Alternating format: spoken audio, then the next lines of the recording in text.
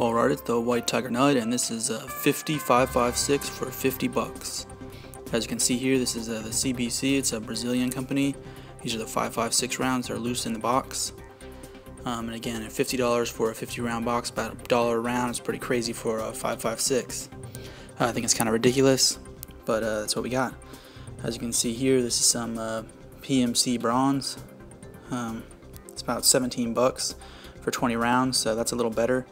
Not necessarily a buck a round, but still pretty pricey. As you can see, it's just loose in the box, 20 rounds for about $16.99. So that's not so bad. Here's the difference between, you can see the CBC on the right, the case is a little darker. And again, the 556 on the right, 223 on the left, and the case is a little darker on the 556. And you can also see on the CBC rounds, the primer looks a little bit rough. It looks almost as if, I'm not sure if it was once fired, or I'm not sure, but again, this is just some of the stuff I got from the gun show. About $16.99 for the 20 box of PMC, and 50 bucks for a 50 round box of CBC.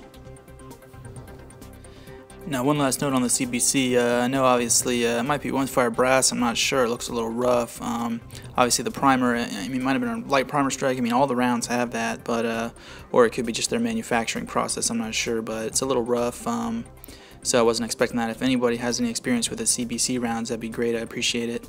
But one last thing is just you know, it's kind of interesting. You know, I was at the gun show, and you know, there's a lot of availability of AR-15s, AK-47s, and even ammunition. I mean, 223 and 556 is pretty scarce, so the prices, I guess, are, you know, even while, albeit, you know, a bit high, I can understand, I guess, a little bit why the prices are still so high on the ammunition, because of supply and demand, and you know, there's so many people buying it up. But you know, I saw 1,000 round cases going for about 1,000 rounds, $1,000. So I mean, if you're gonna buy a bulk, say you're gonna buy 1,000 rounds, you know, you would think it would come down in price. Now, I saw a couple cases of 1,000 rounds, or even 800 rounds, going for around $880 or $800 for 800 rounds. That just seems kind of a little ridiculous. You would think that if you're buying bulk, you should at least be able to get some kind of a cost savings there.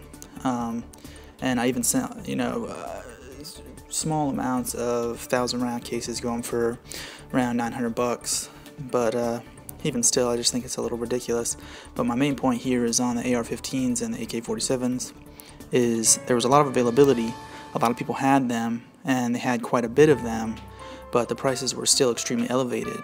So, you know, some of the stuff, the prices, I think, were starting to settle down a little bit. For example, on the magazines, you know, I found a couple actually Pro Mag for about 15 bucks, 30 round Pro Mags. I know Pro Mags aren't the greatest, but $15 for those magazines is not so bad.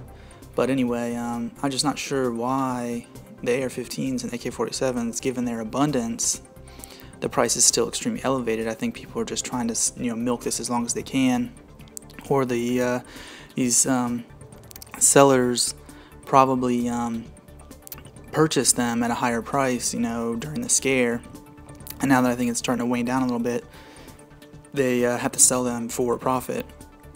So, you know, they have to charge that higher price, but it just seems messed up, and hopefully the prices will start going down in the future, because you know, there was at least at my gun show, there was a lot of availability. I mean, it wasn't a scarcity. There was a lot of availability all around, and there wasn't a lot of people buying them, the rifles, that is, because of the elevated price.